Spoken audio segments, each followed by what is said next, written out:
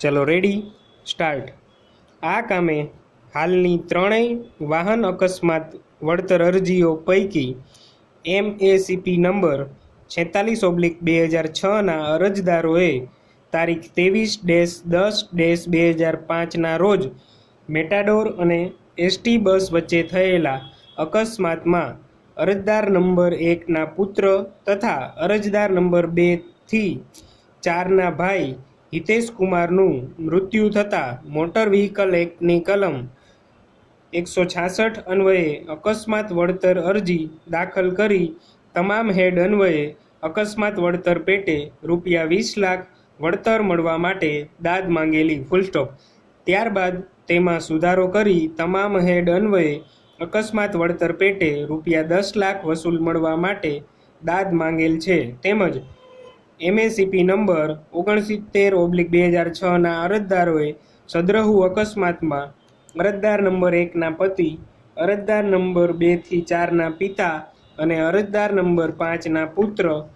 અમથાભાઈનું મૃત્યુ થતાં પ્રથમ મોટર વ્હીકલ એક્ટની કલમ 163(1) અન્વયે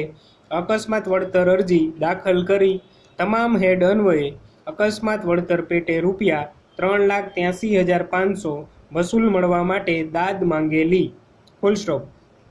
ત્યારબાદ પાછળથી સુધારો કરી મોટર વ્હીકલ એક્ટની કલમ 166 અન્વયે તમામ હેડ અન્વયે અકસ્માત વળતર પેટે ₹9 લાખ મેળવવા દાદ માંગેલ છે। તેમજ MACP નંબર 37/2006ના અરજદાર રાઠોડ જવજીબા ભેમુજી કે જે પાછળથી કુદરતી મૃત્યુ પામેલા છે તેઓને પણ સદ્રહુ અકસ્માતમાં ઈજા થતાં મોટર વ્હીકલ એક્ટની કલમ 166 અન્વયે અકસ્માત વળતર અરજી દાખલ કરી પ્રથમ તમામ હેડ અન્વયે અકસ્માત વળતર પેટે ₹1,50,000 મેળવવા દાદ માંગેલી ત્યારબાદ પાછળથી સુધારો કરી તમામ હેડ અન્વયે અકસ્માત વળતર પેટે ₹25,000 મેળવવા દાદ માંગેલી ફૂલ સ્ટોપ પેરા। હાલની ત્રણેય વાહન અકસ્માત વળતર અરજીઓ અકસ્માતના એક જ બનાવમાંથી ઉદ્ભવેલી છે અને ત્રણેય વાહન અકસ્માત વળતર અરજીઓની હકીકતો લગભગ એક સરખી છે। જેની ટૂંકમાં હકીકત જોઈએ તો MACP નંબર 46/2006ના અરજદાર નંબર 1ના પુત્ર તથા અરજદાર નંબર 2 થી 4ના ભાઈ હિતેશ કુમાર તારીખ 23-10-2005ના રોજ સવારે આશરે 10:45 વાગ્યાના સુમારે સામાવાડા નંબર 1 ઠક્કર અશ્વિન કુમાર કાંતિલાલના 407 મેટાડોર નંબર GJ 24U-1530માં પોતાની દુકાન માટે શાકભાજી લેવા ડીસા જતા હતા ત્યારે હારીજ પાટણ રોડ ઉપર કુરેજાથી હારીજ તરફ કુરેજા ગામની સીમમાં નર્મદા નહેરના પુલ નજીક ખાખવું તળાવ પાસે પાટણ તરફથી આવતી Palanpur Shankheshwar ST bus number GJ 18V-6392ના ડ્રાઈવર તથા 407 મેટાડોર નંબર GJ 24U-1530ના ડ્રાઈવરે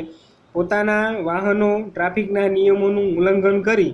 પૂર ઝડપે અને ગફલતભરી રીતે ચલાવી અકસ્માત કરતા